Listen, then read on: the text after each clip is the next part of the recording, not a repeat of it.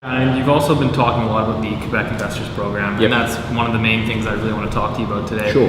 So obviously for anyone watching this, can you kind of explain it like a little bit further, like take us back, like Okay, well, we'll go back to what exactly is it? the deep, dark history of Canada-Quebec relations. Canada-Quebec Accord allows Quebec to decide who its immigrants are going to be.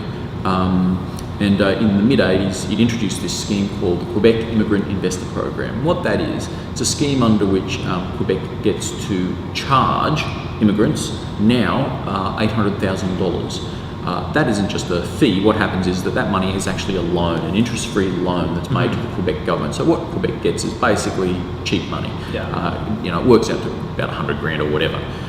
And in exchange, the investor, who gets that $800,000 back at the end of a 5-year period, they get permanent residency for themselves and their dependents.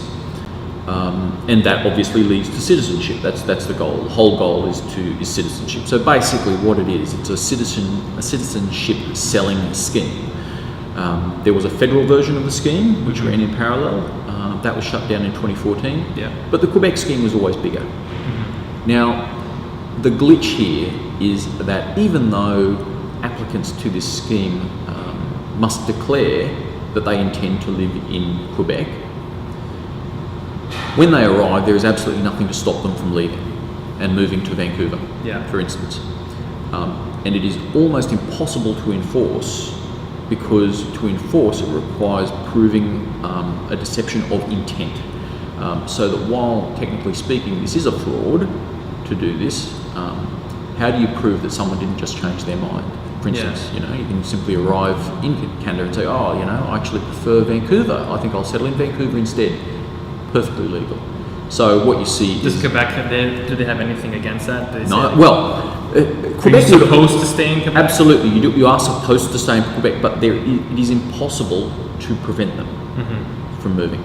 Quebec would obviously prefer that these wealthy investors come to Quebec and drop their money there and set up businesses and lives and households in Quebec. Yeah.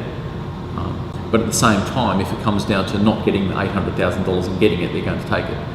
And so this is a scheme that's brought literally tens of thousands of people to Vancouver. Literally tens of thousands. And it has a big impact. I think that in terms of future impact, we're talking about 1,400 to 1,500 households, multi-millionaire households, arriving in Vancouver every year for the foreseeable future because of the Quebec Immigrant Investor Program.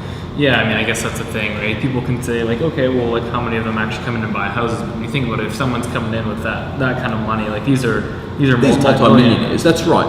The government stopped telling us exactly how much they were worth back in the 90s. But what we do know is that in the early 90s... No, I don't know. I think because it was pretty embarrassing information, because that's one way of looking at it. But in the early 90s, these immigrants, whose benchmark wealth back then was only $800,000, that was the benchmark wealth. The benchmark wealth is now 1.6 million. Anyway, back then when the benchmark wealth was only 800,000, their actual wealth was between 2 and 2.5 million. This is back in the early 90s. Yeah. Okay. And we all know how in terms of the growth of millionaires and the growth of wealth in the last couple of decades. So you don't have to be too imaginative to think that we're talking about high millionaires. It's going to be. And a lot of them are very high millionaires, and in fact there's a couple of billionaires coming out of it as well. Let's talk. There was a great story that Sam Cooper of the Province wrote recently involving the man behind Suncom, a guy named Kevin Sun, arrived via Vancouver, arrived via Quebec rather. So he came through that program. Well, he arrived via Quebec, and pretty much the only way for someone like Mr. Sun to get to Quebec is via the Quebec Immigrant Investor Program. It's not like he's setting up businesses in Quebec. And we know that he's dropped $500 million on Vancouver real estate.